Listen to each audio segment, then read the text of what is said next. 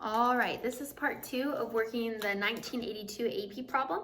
And so we worked part A and B in the previous video, and so now we are going to jump in with part C and D. But to do that, I went ahead and consolidated what we had learned. So A, we solved that this was just a 1-to-1 ratio. B, we solved how much fluorine was in each of these, so 1.38, 0.923, and 0.457. And we also solved these as fractions. So 2/3 went here and only 1/3 went here. And so for part C, it asks us, what is the formula for the solid product? So over here, our solid product, we need to find that formula. And so how we're going to do that is by looking at the mass samples. So we already know from our formula, if I list out O, U, O, and F, I already know, which actually, I'm going to go ahead and move it over here because why not? Have more board space. I know that U, O, and F, I know F is that 0.457 grams. And whenever I look at the other ones, I can then figure out uranium, because over here, this is the only place, actually, if you're gonna try this one on your own, you should pause it now before I give away all the helpful hints. So go ahead and pause this video and try your best to work it. Okay, and if you did pause it and now you're back, I'm gonna give you the answer. If you never paused it, you're just gonna get the answer.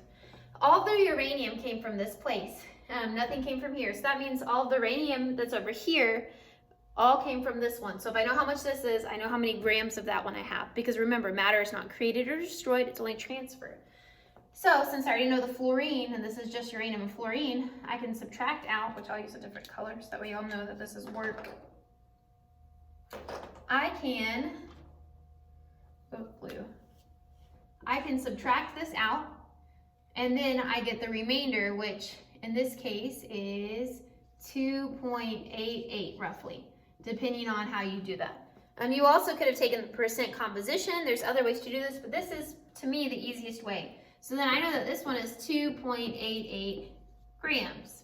And by process of elimination for O, if I know the total and I know the other two parts, all I have to do is subtract. So then for this one, I'm going to take that 3.730, I'm going to subtract out the 2.88, and I'm going to subtract out the 0.457 to give me 0.39 roughly grams.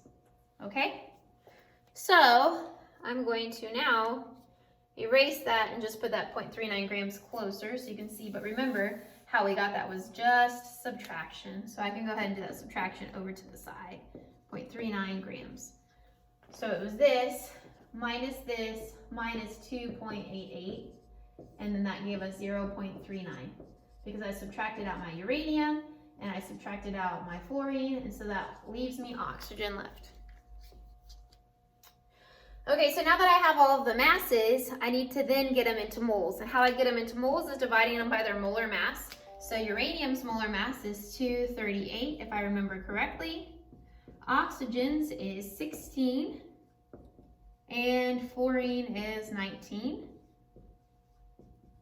And so when I do that, I'm going to get moles. And so the moles for this one are going to be 0.012 moles, if you did it correctly. This one's going to be 0.024 moles, and this one's going to be 0.024 moles. Our last step is to then pick the smallest and divide by it. So if I pick the smallest, it's 12. So if I divide all of them by that 0.012, I mean 0.012, oh my goodness, I'm dyslexic today, I guess, I don't know. 0.012, then I'm going to get a 1, I'm going to get a 2, and I'm going to get a 2. And so that's my formula ratio. So then the answer to this is that X right here would be that 1, that Y would be that 2, and the F would be the 2. So my final formula looks like this, and I don't have any room for it, so I'm going to write it to the side, and then I'll move my camera. It's going to be UO2F2. And that's based off of our work that we just did.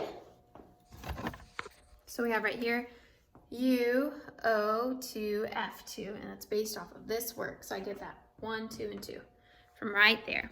And so now we're going to do part D, if I can get my camera back set up. And so part D says Write a balanced equation with the reaction between uranium hexafluoride and water. Assume the empirical formula of the gas is a true formula. So now all I have to do is balance this equation that I have up here.